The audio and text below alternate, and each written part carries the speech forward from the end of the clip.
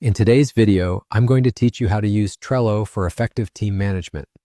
Whether your goal is to streamline your team's workflow or foster collaboration, Trello is a straightforward yet robust tool that can help you keep things organized and keep your team connected. So let's jump in and get started. To begin, let's navigate over to your Trello dashboard. If you haven't done so already, this is the perfect time to create a board. Think of a board in Trello as your team's digital workspace. This is where all your tasks and projects come together to be tracked and managed efficiently. Once you're on the board page, you'll notice an option to add a list near the top of the page. Go ahead and give that a click. Lists are essentially columns that serve to organize your tasks, team members, or even different stages of a project. For our purposes today, let's name the list Team Members. This will be a designated space to keep track of your team and their respective roles, providing a quick visual cue and helping you stay organized.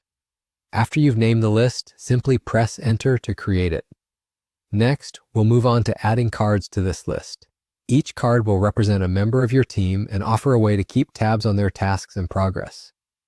Click on Add a Card, type in a team member's name, and select Add Card to save. Just repeat this process for each team member, ensuring the list fully encapsulates everyone on your team. These cards are more than just names. They will serve as hubs for assigning tasks, tracking progress, and keeping detailed notes. Speaking of notes, it's time to add some detail. Click on any team member's card to open the detailed view. You're presented with a description field where you can outline key information. This could include their role within the project, their specific responsibilities, or any notes on their performance and skills. Perhaps there's feedback or expectations that would be crucial to document.